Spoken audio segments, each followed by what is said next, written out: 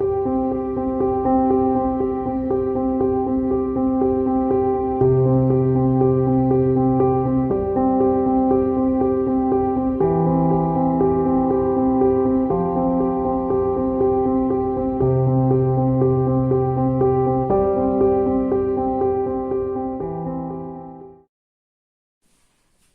morning everyone, welcome again. Today we are going to discuss the remaining questions of exercise 3.5 which is based on the cross multiplication method. Last जो अपना हमारा lecture था उसमें cross multiplication method के basics और उससे related हमने problem start की थी। उन प्रॉब्लम्स को सॉल्व करने का तरीका उसमें सिखाया गया है। अगर किसी ने वो लेक्चर नहीं देखा है, डायरेक्ट इस लेक्चर को नहीं देखे, पहले वो अपने बेसिक्स क्लियर करे, लास्ट लेक्चर को रिपीट करे, जिसका लिंक आपको डिस्क्रिप्शन में मिल जाएगा। ठीक है। उसके बाद उसमें कल मैंने क्वेश्चन नंबर 2 का सेकंड पार्ट आपके लिए छोड़ दिया था, वो होप आपने कर लिया होगा। सिंपल था वो, जैसे फर्स्ट पार्ट था उसके तरीके से ही था। और जो उसका क्वेश्चन नेक्स्ट है, क्वेश्चन नंबर 3 है जो हमारा, उसमें एक जर्नल सी 2 इक्वेशन गिवन है, उसको सब्स्टिट्यूशन और क्रॉस मल्टीप्लिकेशन से आपको सॉल्व करना है। सब्स्टिट्यूशन भी आपको बहुत अच्छे से कराया गया था और क्रॉस मल्टीप्लिकेशन भी आपको अच्छे से कराया गया है।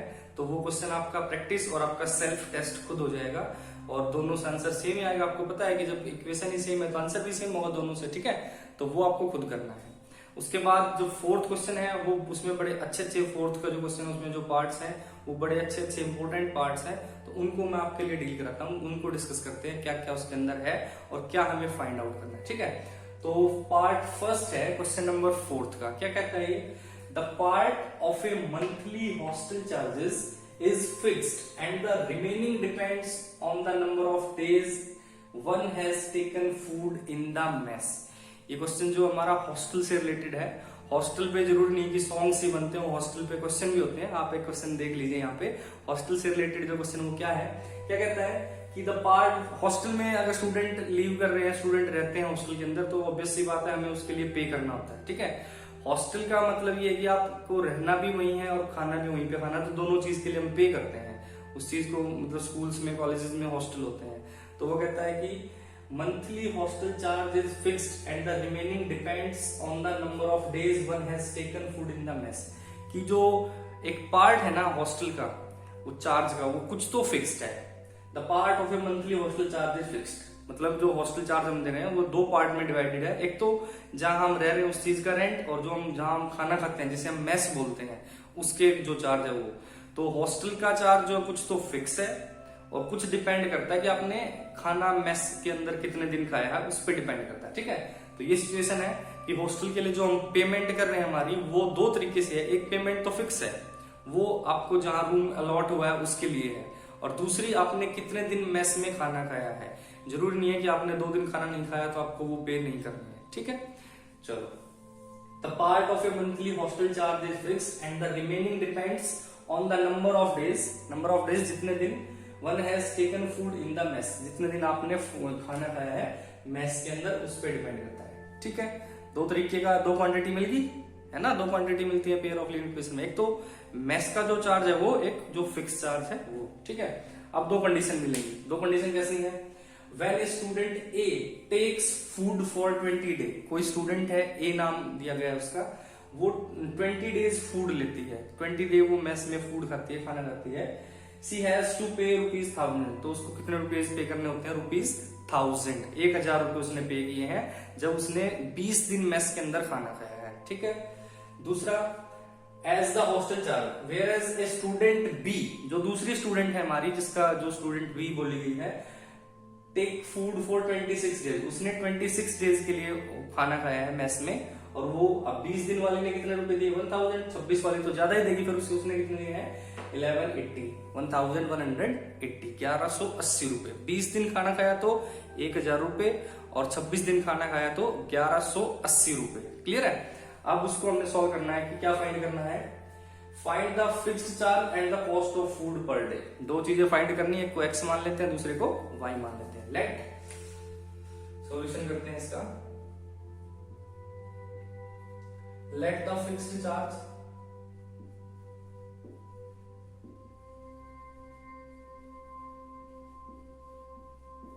Is equal to ₹x and the cost of food per day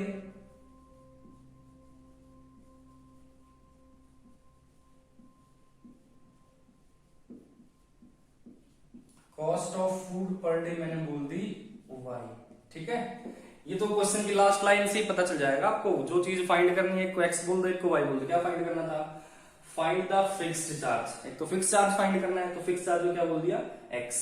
and the cost of food per day, तो and the cost of food per day को क्या बोल दिया मैंने? y। क्लियर है? अब चलते हैं सिचुएशन पे। अकॉर्डिंग टू क्वेश्चन, अब जो एक दिन का खाना है ना, एक दिन खाना खा लिया तो वो y रुपीज पे कर रहे हैं। 2 दिन खाएंगे तो 2 मल्टीप्लाई y यानी कि 2y।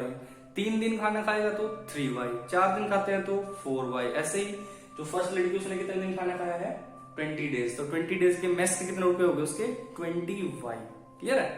और x रुपीज उसके हॉस्टल के हैं, तो दोनों मिला के तो पे करा है ना उसने, हॉस्टल का और मेस का कितने रुपए पे किए हैं? 1000। तो अकॉर्डिंग टू क्वेश्चन पहले इक्वेशन क्या बनेगी हमारी? x, ये तो हो गया उसका हॉस्टल का चार्ज x। दूसरा 20 डेज उसने खाना खाया, तो एक दिन का खाना खाने का y रुपीज कॉस्ट है, तो 20 का कितना हो जाएगा? 20y। ये हो गया उसका टोटल चार्ज, उसको उसने अपने हॉस्टल के लिए पे करना है। कितना है ये गिवन है हमारा 1000। Equation number first. Clear? Second जो है उसने हॉस्टल के तो वो भी पे करेगी, x तो है, x तो पे करना ही है, तो चार्ज फिक्स है हमारा हॉस्टल का, जैसे टैक्सी फेयर वाला था ना, वही फिक्स है, तो ये तो देने ही देने हैं। 26 डेज उसने खाना खाया है, तो एक दिन खाना खाने के दोबारा y, और 26 दिन खाएंगे तो 26y। ये कितने पे करके आई? 1180। Question number 2, equation number 2 sorry. तो जो ये क्वेश्चन है ना, इसमें कहीं पे भी ऐसा मेंशन नहीं किया गया है कि आपको किसी एक पर्टिकुलर मेथड से सॉल्व करना, बस हमें ये सॉल्व करनी है। तो इसको मैं एलिमिनेशन से सॉल्व कर लेता हूँ, क्योंकि मेरे को साफ साफ दिख रहा है इन दोनों का कोएफिशिएंट इक्वल है। यहाँ भी x है, यहाँ भी x है, जस्ट इनके साइन चेंज करने, ये कैंसिल आउट हो जाएगा, ठीक है। तो मैं इसको एलिमिनेशन से सॉल्व करता हूँ। ये नेगेटिव, ये नेगेटिव, ये negative, cancel out. 20y minus 26 यानी कि minus 6y is equal to, ये बचेगा माइनस 180, माइनस से minus cancel out. y is equal to 180 upon 6, 6 3 y is equal to कितना आ गया? 30। y इज इक्वल टू 30 आ गया। फर्स्ट में पुट कर देते हैं, put y is equal to 30 in equation first. First में पुट कर रहा हूं मैं, फर्स्ट है x plus 20 into y, but y क्या है? 30। तो 20 इंटू क्या हो गया? 30 is equal to 1000। x plus 2 तो 0 होगी, 3 2 जा 6 is equal to 1000। x is equal to 1000 minus 600। x is equal to क्या है हमारा? 400। ठीक है, x क्या माना था हमने? Fixed charge. That implies fixed charge is ₹400। और y क्या बोला हुआ है? Cost of food per day. Cost of food per day, एक दिन की कॉस्ट ऑफ फूड क्या है? y कितना है? 30 ₹30। ठीक है, ये हमारी हॉस्टल का प्रोसीजर है कि जो फिक्स चार्ज है हॉस्टल में रहने के लिए, रूम का जो रेंट बोलते हो जिसको, वो है 400 रुपीज, और जो cost of food per day वो कितना है? 30। क्लियर है क्वेश्चन आपको? सिंपल है, इसको आप नोट डाउन करो। Next question is part second. A fraction become 1/3 when 1 is subtracted from the numerator and it becomes 1/4 when 8 is added to the denominator. Fraction वाले पहले भी हमारे सामने 2-3 क्वेश्चन आ चुके हैं। ठीक है, इस टाइप के क्वेश्चन हम कर चुके हैं। तो जो फ्रैक्शन वाले क्वेश्चन होते हैं उसमें न्यूमरेटर को x बोल देते हैं, डिनोमिनेटर को y, और फ्रैक्शन होता है हमारा x अपॉन y। फ्रैक्शन के बारे में पहले डिस्कशन हो चुका है लास्ट लेक्चर्स में। तो वैसे ही स्टार्ट करते हैं solution. Let numerator is equals to x, denominator is equals to y। ठीक है, अब क्या कहता है फ्रैक्शन क्या हो जाएगा हमारा? x upon y। अगर न्यूमरेटर x है, डिनोमिनेटर y है, तो फ्रैक्शन क्या हो जाएगा? x upon y। A fraction become 1/3, ये 1/3 हो जाएगा when 1 is subtracted from the numerator. अगर मैं न्यूमरेटर में से 1 सब्ट्रैक्ट कर दूं तो ये फ्रैक्शन क्या हो जाएगा 1/3। तो ये हमारा न्यूमरेटर है, इसमें से कर दिया 1 सब्ट्रैक्ट, अब ये क्या बन जाएगा 1/3। क्लियर है? क्रॉस मल्टीप्लाई करो, 3 इस साइड आ गया, x माइनस 1 और y इधर आके y से 1 से मल्टीप्लाई होके y रह जाएगा, ये हो गया 3x minus 3 is equals to y, 3x minus y, y को साइड है 3 को side is equals to 3, equation number first. ठीक है, अब जो सेकंड कंडीशन उसमें क्या है कि एंड इट बिकम्स 1/4, ये 1/4 हो जाएगा, कब होगा कौन x अपॉन y 1/4 कब होगा when 8 is added to the denominator. Denominator में क्या ऐड कर दें 8, ये क्या बन जाएगा 1/4। क्लियर है? Cross multiply, 4x is equals to y plus 8, 4 इस साइड आके x से मल्टीप्लाई तो 4x हो गया और y प्लस 8 1 से मल्टीप्लाई होकर y प्लस 8 ही रह जाएगा, 4x minus y is equals to 8, equation number 2। y और y का कोफिशिएंट सेम है तो किसी से मल्टीप्लाई करने की जरूरत नहीं है, इनको भी एलिमिनेशन से ही सॉल्व आउट कर लेते हैं। इसको एज इट इज लिख दिया मैंने इसके नीचे, ये इक्वेशन नंबर फर्स्ट। अब ये दोनों का सेम साइन है बट जो एलिमिनेशन मेथड है उसमें कोफिशिएंट सेम होना चाहिए, साइन डिफरेंट होना चाहिए, तो इसलिए साइन चेंज कर लेते हैं, ये नेगेटिव, ये पॉजिटिव, ये negative, cancel out. 4x minus 3x, x is equal to 8 minus 3 5, x की वैल्यू क्या आ गई हमारे पास 5, ये हो गया हमारा न्यूमरेटर। x की वैल्यू को पुट कर लो वहीं पे भी, कहां पुट करेंगे कर लेते हैं, put in first, put in equation first, ये हो जाएगा 3x है, x 5 आ गया तो 3 into 5 is 15, 15 minus y is equal to 3, y उस साइड 3 इस side, 15 minus 3 is equal to y, 3 side आके नेगेटिव हो जाएगा, y उस साइड आके पॉजिटिव, तो 15 minus 3 is 12 is equal to y। तो फ्रैक्शन क्या होगा हमारा, सो फ्रैक्शन इज 5/12। एक बार चेक कर लें कि अगर ऊपर से 1 सब्ट्रैक्ट कर देते 1/3 हो जाएगा क्या, ऊपर से 1 सब्ट्रैक्ट करूंगा तो ये हो जाएगा 4/12, 4 1 4 4 3 12, बिल्कुल ठीक है। ठीक है, और अगर नीचे 8 ऐड कर लें तो नीचे 8 ऐड करेंगे तो नीचे 20 आ जाएगा, 5.20 1/4, बिल्कुल ठीक है। ठीक है, कोई प्रॉब्लम नहीं है इसमें, हमने चेक भी कर लिया है और सॉल्व तो किया ही है, कोई मिस्टेक नहीं है, बिल्कुल सिंपल क्वेश्चन होते हैं ये फ्रैक्शन वाले, और एग्जाम में भी फ्रैक्शन वाले क्वेश्चन पूछे जाते हैं कई बार। ठीक है, क्योंकि ये मीडियम लेवल के क्वेश्चंस हैं कि जो ज्यादा कमजोर बच्चे हैं या मीडियम लेवल वो इनको आसानी से कर लेते, तो जो क्वेश्चन हमारे मीडियम लेवल के भी आते हैं एग्जाम में तो इस टाइप के क्वेश्चन भी पूछे जाते हैं। ठीक है, आसानी से पढ़ो इनको आराम से। Next question part third is, yes scored 40 marks in a test, getting 3 marks for each right answer and losing 1 mark for each wrong answer। जो ये यस ने जो टेस्ट दिया है उसमें यस के 40 मार्क्स आए हैं। ठीक है, पैटर्न क्या है टेस्ट का, चेकिंग का पैटर्न क्या है कि फॉर ईच राइट आंसर, अगर उसका आंसर राइट है तो उसको 3 मार्क्स मिलते हैं for each right answer, and losing 1 mark for each wrong answer. अगर उसका जो आंसर जो है रॉन्ग है तो उसका 1 मार्क्स कट जाएगा, वहां से 1 नंबर कट जाएगा। इस टाइप की जो चेकिंग होती है, इस टाइप की जो मार्किंग होती है उसे नेगेटिव मार्किंग बोलते हैं, जो कि स्कूल लेवल पे नहीं होती है।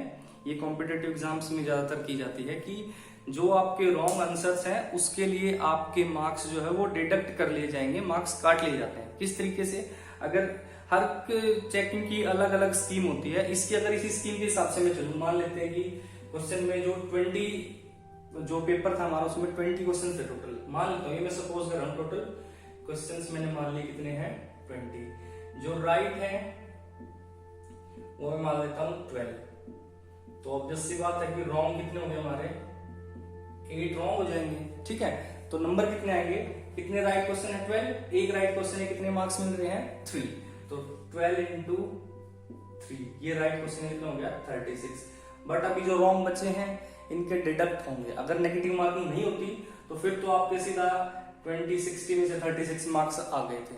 ठीक है, तो बट नेगेटिव मार्किंग है तो फिर किस तरीके से होगा। अब ये जो 8 गलत आपने आंसर दिए हैं इनका भी आपको नुकसान होगा। क्या नुकसान होगा, जो इनके मार्क्स 3 है वो तो गए गए हैं, वो तो नुकसान है ही। जो आपने स्कोर किया है उसमें से भी आपको कुछ पे करना होगा, वो कितना, पर क्वेश्चन 1 मार्क्स। तो यानी पर क्वेश्चन 1 मार्क्स है तो 8 क्वेश्चन रॉन्ग है तो उसके 8 मार्क्स, ये भी माइनस होंगे आपके, यानी यहां से आपके कितने आएंगे 28 मार्क्स। ठीक है, अगर नेगेटिव मार्किंग नहीं होती है तो आपके 36 मार्क्स आते हैं आउट ऑफ 60। अगर मैं 3 नंबर का एक क्वेश्चन मान के चलूं, नेगेटिव मार्किंग है तो आपके कितना है 28 आउट ऑफ 60। इस टाइप की जो नेगेटिव मार्किंग्स है इसको नेगेटिव मार्किंग बोलते हैं। इस टाइप का ये क्वेश्चन है, उसमें नेगेटिव मार्किंग के बिहाफ पे जो मार्किंग की गई है उसमें क्या स्कोर हुआ है, वो 2 कंडीशन का स्कोर गिवन है कि अगर ठीक क्वेश्चन के इतने, गलत के इतने करते तो इतने नंबर आए हैं, ठीक के इतने कर देते, गलत के इतने कर देते तो फिर इतने मार्क्स आए। तो हमें बताना क्या होता है। ठीक है,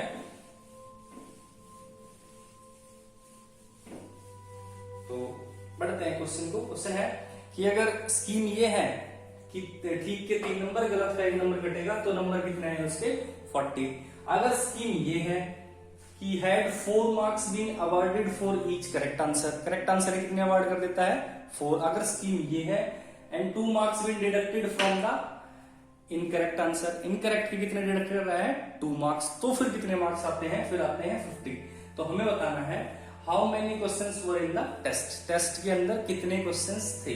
टेस्ट के अंदर जो क्वेश्चंस थे वो कैसे निकालेंगे, राइट क्वेश्चन अगर मेरे को पता चल जाए कि भाई एक लड़के के 20 क्वेश्चन राइट हैं और 10 क्वेश्चन गलत हैं, ये राइट क्वेश्चंस हैं और ये रॉन्ग क्वेश्चंस हैं, तो अगर ये पता चल जाए कि इतने राइट हैं इतने रॉन्ग है तो मैं दोनों को प्लस करके बता दूंगा 30 क्वेश्चन टोटल है, 20 ठीक हो गए 10 गलत हो गए, टोटल 30 हो गई। ठीक है ना, तो पहले मेरे को ये पता होना चाहिए कितने क्वेश्चन ठीक है और कितने क्वेश्चन गलत है, तब हम बता सकते हैं कि टोटल क्वेश्चंस कितने हैं। ठीक है, तो सपोज कर लेते हैं कि जो राइट क्वेश्चंस है वो कितने हैं x और जो रॉन्ग क्वेश्चंस है वो y।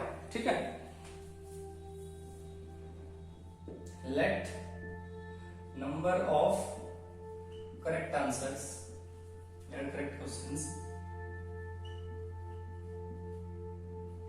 is equal to x and number of incorrect answers, जो गलत है इनकरेक्ट है वो क्या मान लिए y। ठीक है, तो इस केस में टोटल क्या हो जाएंगे x प्लस y। अब चलते हैं सिचुएशन पे, 3 नंबर मिल रहे हैं क्वेश्चन ठीक होने के, मेरे पास क्वेश्चन कितने हैं x, तो कितने मार्क्स हो गए 3 into x। ठीक है, और जो गलत है वो कटेंगे, माइनस होंगे वो, तो माइनस करेंगे, जो गलत है वो कटेंगे। कितना नंबर कट रहा है, 1 नंबर कट रहा है एक क्वेश्चन का, तो y क्वेश्चन के कितने कटेंगे 1 into y, है ना। देखो 3 नंबर मिल रहे हैं क्वेश्चन के, तो एक क्वेश्चन के 3, अगर 2 के पता करना है 3 into 2, 3 के पता करना तो 3 into 3, हमारे पास कितने राइट क्वेश्चन है x, तो 3 into x यानी कि 3x। ठीक है, ये मेरे मार्क्स हो गए करेक्ट के, करेक्ट कितने मार्क्स हो गए 3x। अब जो इनकरेक्ट दिए वो माइनस भी होंगे, कटेंगे, तो एक क्वेश्चन के 1 मार्क कट रहा है, 2 क्वेश्चन के 2, तो y क्वेश्चन के y। ठीक है ना, तो माइनस क्या कर देंगे y। मार्क्स कितने आए हैं 40। क्लियर हुई सिचुएशन, जितने क्वेश्चन ठीक है उनको 3 से मल्टीप्लाई करो, जितने क्वेश्चंस गलत हैं उनको 1 से, बिकॉज जो राइट क्वेश्चन उसके 3 मार्क्स मिल रहे हैं और जो 1 क्वेश्चन उसके 1, जो रॉन्ग क्वेश्चन है उसके 1 मार्क्स डिडक्ट हो रहे हैं, तो डिडक्ट करने यानी कमी हो रही है, माइनस कर रहे हैं उनको। ठीक है, तो 3 हमारे x क्वेश्चन राइट्स हैं, तो 3 into x 3x तो मेरे मार्क्स हो गए। अब डिडक्ट कितने करने हैं, y क्वेश्चन रॉन्ग है, एक क्वेश्चन के 1 मार्क्स डिडक्ट हो रहा है, तो y into 1 is y, और मार्क्स कम हो रहे हैं इसलिए इसको माइनस किया है। ऐसा होने के बाद जो फाइनल स्कोर है वो कितना है yes का 40 इज इक्वल टू 40। क्लियर हुआ। अब जो दूसरी कंडीशन है उसमें राइट के 4 है और जो रॉन्ग है उसके 2 मार्क्स डिडक्ट हो रहे हैं, तो राइट कितने हैं x, तो यानी कितने हो गए 4x, डिडक्ट कितने हो रहे हैं 2 डिडक्ट हो रहे हैं, y में से y किस बार किससे मल्टीप्लाई होगी 2 से, तो माइनस 2y। इस बार स्कोर कितना आया है 50। ये समझने की बात है, जितने क्वेश्चन ठीक हैं उनकी ठीक वाले मार्क्स से मल्टीप्लाई, जितने क्वेश्चन गलत हैं उनकी गलत वाले मार्क्स से मल्टीप्लाई, और जो डिडक्ट करने हैं तो इसलिए बीच में क्या साइन आया है, ये नेगेटिव साइन। क्लियर है। फर्स्ट केस में ठीक के 3 नंबर मिल रहे थे, गलत का 1 कट रहा था, तो ठीक थे x, तो 3 into x, गलत थे y, तो 1 into y, y माइनस तो करना ही है बिकॉज नेगेटिव मार्किंग है, तो ये क्या हो गया यहाँ पे माइनस। दूसरे में 4 मार्क्स मिल रहे थे ठीक के, हमारे क्वेश्चन ठीक थे x, तो 4 into x is 4x, और 2 मार्क्स कट रहे थे गलत के, हमारे गलत है y, तो 2 into y minus 2y, और स्कोर कितना है 50 इज इक्वल टू 50। क्लियर है? तो ये इक्वेशन फर्स्ट और ये इक्वेशन सेकंड इसी मेथड से सॉल्व कर लो। मैं एलिमिनेशन से सॉल्व कर रहा हूं, तो ये कोफिशिएंट इक्वल करते हैं मल्टीप्लाई फर्स्ट बाय 2 से क्यों मल्टीप्लाई किया, यहाँ y का कोफिशिएंट 2 है तो यहाँ भी फिर 2 से मल्टीप्लाई हो जाएगा, तो ये भी y का कोफिशिएंट क्या हो जाएगा 2। सो 4x, ये तो एज लिख दी या पहले उसको लिख लेते हैं मल्टीप्लाई करके। 3 2 जा 6x minus 2y is equal to 80। ये होगी हमारी इक्वेशन नंबर थर्ड। अब सेकंड को इसके नीचे as it is 4x minus 2y is equal to 50। Sign change करने की जरूरत पड़ेगी तो साइन चेंज कर दिए हैं। 4x 6x में से 4x माइनस किया तो 2x, ये कैंसिल हो गया, इज इक्वल टू यहाँ बचेगा 30, x इज इक्वल टू कितना आ गया 50। ठीक है, x 15 आ गया तो इसको पुट करो, x की वैल्यू 15 आ गई है, यहां से देखो 2x is equal to 30, 2x is equal to आया था 30, x इज इक्वल टू कितना हो जाएगा 30/2, दैट मींस 15। सो x की वैल्यू क्या आ गई हमारी 15। अच्छा, अब जो x की वैल्यू रिप्लेस करते हैं, यहां कर लेते हैं रिप्लेस, फर्स्ट में पुट इन फर्स्ट, तो 3 into 15 minus y is equal to 40, 5 3 जा 45, 15 3 जा 45, 40 साइड आके माइनस, y साइड आके प्लस, तो कितना हो गया 5 बच गया, 5 इज इक्वल टू y या y is equal to 5। Total questions कितने हो जाएंगे फिर, total questions right plus wrong है ना, टोटल राइट कितने हैं, राइट हमारे x है, x कितना है 50 और रॉन्ग कितने हैं 5 इज इक्वल टू 20। तो जितने हमारे क्वेश्चन ठीक थे जितने गलत थे दोनों को ऐड कर दिया, टोटल नंबर ऑफ क्वेश्चंस कितने आए हैं हमारे 20। क्लियर हुआ क्वेश्चन? ये नेगेटिव मार्किंग का क्वेश्चन है तो इसको एक बार अच्छे से क्लियर कर लें आप। Next is most important question, बहुत ही अच्छा क्वेश्चन है। क्या है, places A and B are 100 kilometre apart on a highway. दो प्लेस है, place A and place B, दोनों के बीच का डिस्टेंस कितना है 100 किलोमीटर। ठीक है, तो एक प्लेस और दूसरे प्लेस के बीच का डिस्टेंस है 100 kilometre. One car start from A and another from B at the same time. एक कार A से स्टार्ट होती है, दूसरी कार B से स्टार्ट होती है, बिल्कुल सेम टाइम पे, एग्जैक्ट टाइम पे। If the cars travel in the same direction, अगर वो एक ही डायरेक्शन में ट्रेवल करें एट डिफरेंट स्पीड, उनकी स्पीड अलग अलग है, दे मेट इन 5 आवर, तो वो 5 घंटे में एक दूसरे को मिल जाएंगी। ठीक है, if they travels toward each other, अगर वो एक दूसरे की तरफ ट्रेवल करें, they met in 1 hour, find the speed of 2 car, तो फिर वो 1 घंटे में मिलेंगी। हमें उन दोनों कार की क्या है स्पीड फाइंड आउट करनी है। सिचुएशन समझ में आई? दो जगह है, एक जगह का नाम A है, दूसरी जगह का नाम B है, दोनों के बीच का जो डिस्टेंस है वो 100 किलोमीटर है और दो कार है हमारे पास, एक A से स्टार्ट होती है, एक B से स्टार्ट होती है। अगर दोनों एक ही डायरेक्शन में जाए, मतलब A कार भी इधर जा रही है, B कार भी इधर ही जा रही है, तो दोनों 5 घंटे में मिलेंगी। और अगर अलग अलग डायरेक्शन में, मतलब A कार इधर से आ रही है, B कार इधर से, तो दोनों 1 घंटे में मीट करेंगे। हमें दोनों की स्पीड फाइंड करनी है। तो पहला काम तो वही, जो चीज फाइंड करनी है उनको x और y बोल देते हैं। ठीक है, तो let speed of first car is equal to x kilometre per hour, speed of second car y kilometre per hour. ये दोनों चीज हमने सपोज कर ली। अब मैं एक डायग्राम बना रहा हूं, उस डायग्राम के तरीके से आप ये क्वेश्चन समझो। ये बोल दी मैंने प्लेस A, ठीक है, ये बोल दी मैंने प्लेस B, ये मेरी प्लेस होगी B। दोनों के जो ये हाईवे है, दोनों के बीच का डिस्टेंस कितना है, ये 100 किलोमीटर। ये बात समझ भाई? एक प्लेस A बोल दी, एक प्लेस B बोल दी, दोनों के बीच का डिस्टेंस हो गया 100 किलोमीटर। एक ये कार है जो फर्स्ट कार है और एक ये कार यहाँ है जो सेकंड कार है। पहला जो केस है, उस केस में ये दोनों कार जो है सेम डायरेक्शन में ही ट्रेवल करती हैं, एक ही डायरेक्शन में ट्रेवल करती हैं। मान लेते हैं कि कार B इस डायरेक्शन में जा रही है तो कार ए भी इसी डायरेक्शन में जाएगी। क्लियर है? अब दोनों के बीच का डिस्टेंस है 100 किलोमीटर। अगर दोनों की स्पीड सेम हो तो इनके जो बीच का गैप 100 किलोमीटर ये हमेशा 100 ही रहेगा। ठीक है ना?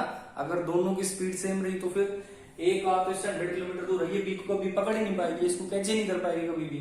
तो इसलिए एक ही स्पीड, अगर जो मतलब जो कार फर्स्ट कार है जो ए प्लेस पे है, अगर इसकी स्पीड ज्यादा होगी तभी जाके ये बी जो कार है उसको कैच कर सकती है, अदरवाइज ये इसको कैच नहीं कर पाएगी। ठीक है? एक बात तो ये है। सपोज कर लेता हूं इसने कहा कि भाई ये मिली है, तो ऐसा ही हुआ होगा कि ए कार की स्पीड ज्यादा होगी तभी वो बी को कैच करेगी। ठीक है ना? तो ये मैं ये सपोज कर लेता हूँ यहाँ के मिली, मीटिंग पॉइंट हो गया, यहाँ मेट कराएंगे दोनों कार्स ने, फर्स्ट कार भी यही है और सेकंड भी यही है। ठीक है? तो एक बात देखो, यहां से यहां तक का डिस्टेंस है 100 किलोमीटर, और जो ये बी से और ये सी प्लेस तक का डिस्टेंस है, ये मैं बोलता हूँ डी बोल दिया इसको मैंने। तो कार ए ने कितना डिस्टेंस ट्रेवल किया है? Distance travelled by first car, distance travel by first car, कितना डिस्टेंस ट्रेवल किया फर्स्ट कार ने? 100 तो ये है यहां तक ही, अभी तक ही, और थोड़ा सा आगे और चलिए तो 100 तो ये और डी है, कितना डिस्टेंस हो गया इसका? 100 प्लस डी, दिख रहा है वहां 100 प्लस डी। ठीक है? और जो कार बी है उसने कितना डिस्टेंस ट्रेवल किया? Distance travel by second car, उसने, वो तो यहाँ थी बी पे और यहाँ तक ही गई है, तो यहाँ से यहाँ तक तो कितना डिस्टेंस है? डी, तो इसने कितना ट्रेवल किया? ओनली डी डिस्टेंस ट्रेवल किया है। ठीक है? अच्छा, अगर मैं डिस्टेंस इसको d1 बोल देता हूं, अगर ये मान लिया ये d1 है और ये d2 है, तो अगर मैं d1 माइनस d2 करूं, d1 कितना है? 100 प्लस d, और d2 कितना है? माइनस कर रहा हूं मैं इनको d, तो कितना आंसर आया? d से d कितना है? 100। तो d1 माइनस d2 कितना आ रहा है? 100। बस ये बात आपको ध्यान रखनी है, d1 माइनस d2 कितना आ रहा है? 100। क्लियर है? दूसरा केस कि अगर ये कार इसी की तरफ चलती, ये कार भी इसकी तरफ चलती, ठीक है, तो यहां बना लेते हैं इसको, ये ए, ये बी, ये यहां सेकंड कार थी, यहां फर्स्ट कार थी, ये कार इधर चलिए अपोजिट है, अब दोनों each they travel towards, they if they travel towards each other they met in 1 hour. तो ये इधर चली, ये इधर चली, कितनी देर चली? ये 1 आवर। तो यहाँ के मीट होगी, यानी ये डिस्टेंस इसने ट्रेवल किया है, ये d1 और ये कितना? d2। दोनों को सम कर दे तो d1 प्लस d2 कितना होगा? 100 किलोमीटर। ये बात समझनी है बस आपको। ठीक है? पहला एक बार दोबारा रिपीट कर लेते हैं इसको। फर्स्ट जो कार है वो ए से चली, दूसरी बी से चली, कहीं आगे जाके सी पे मीट होगी। ठीक है?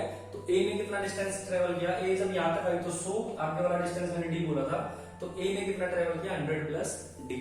और बी ने कितना ट्रेवल किया है? बी सिर्फ यहां से स्टार्ट हुई थी, यहां पहुंची ओनली डी। जो फर्स्ट केस है उसमें टाइम कितना है? 5 घंटे, दोनों 5 घंटे चली है, 5 घंटे में मीट हुई है। तो यहाँ टाइम कितना है? 5 आवर्स। और यहाँ टाइम कितना है सेकंड केस में? 1 आवर। ठीक है? ये बात आपको बस ध्यान रखनी है कि फर्स्ट केस में d1 माइनस d2 करेंगे तो 100 आएगा, और सेकंड केस में d1 प्लस d2 करेंगे तो 100 आएगा। बस इससे ही क्वेश्चन आपका सॉल्व हो जाएगा। Case first, according to question, car A की स्पीड है x किलोमीटर, कार ए ने 5 घंटे ट्रेवलिंग करी है फर्स्ट केस में, तब जाके वो, अब हमें डिस्टेंस का फॉर्मूला पता है, let distance travelled by car first is equal to बोले मैंने d1। ठीक है? And distance travel by car second को बोल दिया d2। तो d1 कितना होगा? Speed into time, speed into time. d1 कितना होता है? Distance always is speed into time. तो फर्स्ट कार की स्पीड है x और टाइम लगा उसको 5 घंटे का, तो d1 कितना आ गया हमारा? d1 is equal to 5x kilometre. ठीक है? और जो सेकंड कार है d2 कितना हो जाएगा? वो भी 5 ही घंटे चली है, पहले केस में दोनों ही 5 घंटे चली है, उसकी स्पीड y है तो 5y किलोमीटर। और जो फर्स्ट ये केस था d1 minus d2 is equal to 100। तो इसके अकॉर्डिंग क्या हो जाएगा, d1 minus d2 is equal to 100। d1 की वैल्यू क्या है 5x माइनस d2 है 5y is equal to 100। 5 common ले लिया मैंने यहां से, x minus y is equal to 100 और 5 उस साइड जाकर 100 को डिवाइड कर देगा, तो 100/5 यानी कि ये आ जाएगा 20। This is equation number first. हुआ क्लियर आपको यहां से? ठीक है। अब जो दूसरा केस है, अब ये रफ करना पड़ेगा, ये आपको नोट करना है, ये बहुत इंपॉर्टेंट है, ये मैं रफ कर रहा हूं फिलहाल। बस ये ध्यान रखना कि दूसरे केस में d1 plus d2 is equal to 100 है।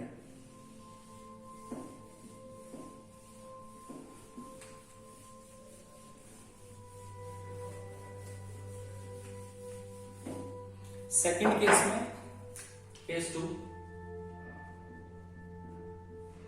d1 कितना हो जाएगा, उसमें स्पीड इनटू टाइम, दूसरे में 1 घंटा ट्रेवल करी है ना, दे मीट इन 1 आवर, तो 1 घंटा ट्रेवल किया तो d1 हो जाएगा x इंटू 1। तो d1 कितना हो गया हमारा x किलोमीटर, और d2 ऐसे ही 1 घंटा ट्रेवल किया तो y इंटू 1 हो जाएगा, तो वो कितना हो जाएगा y किलोमीटर। और हमें पता है कि d1 प्लस d2 दूसरे केस में कितना होगा 100, तो x plus y is equal to हो गया 100। Equation number 2।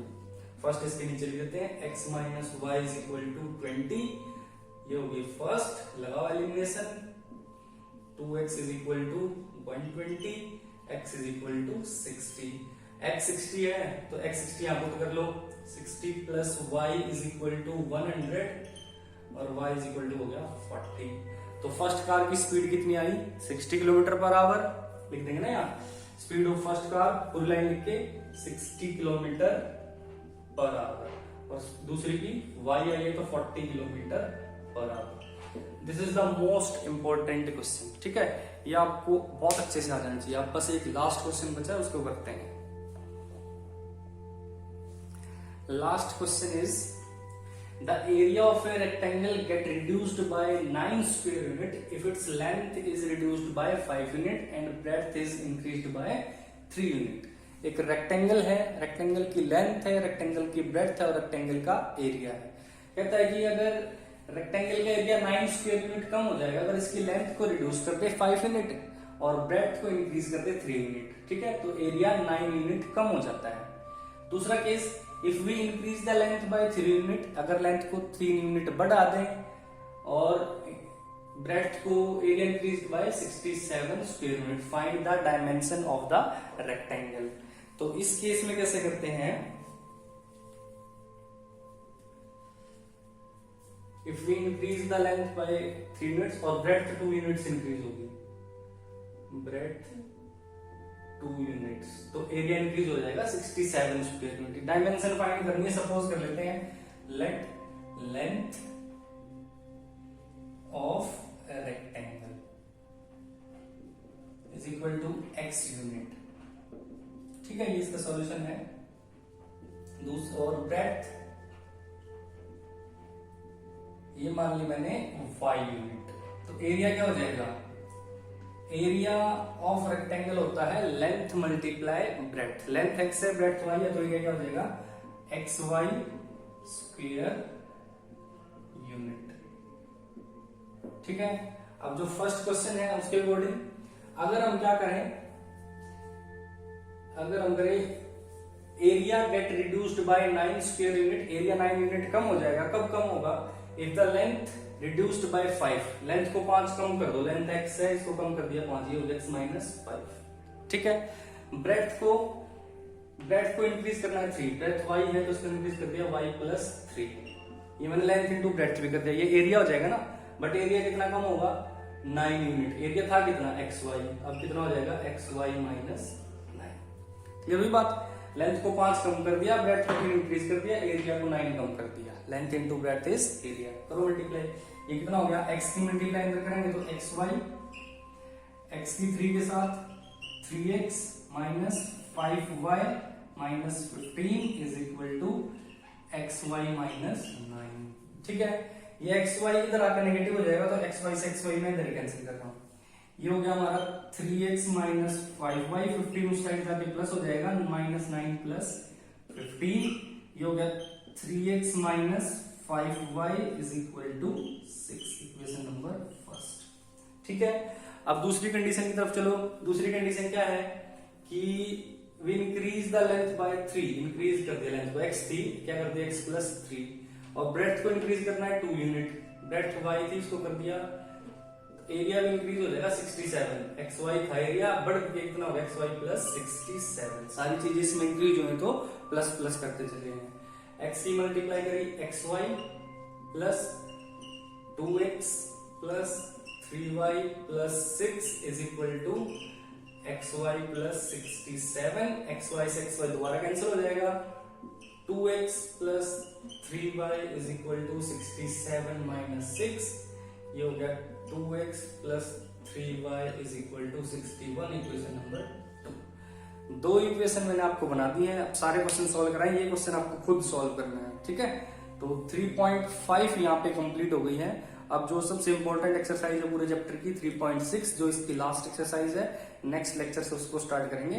फिलहाल ये दो इक्वेशन आपको आ गई हैं, इनको जिस मेथड से चाहो उस मेथड से इनको सॉल्व कर लेना, आपका कंप्लीट हो चुका है। ठीक है, ऑल द बेस्ट।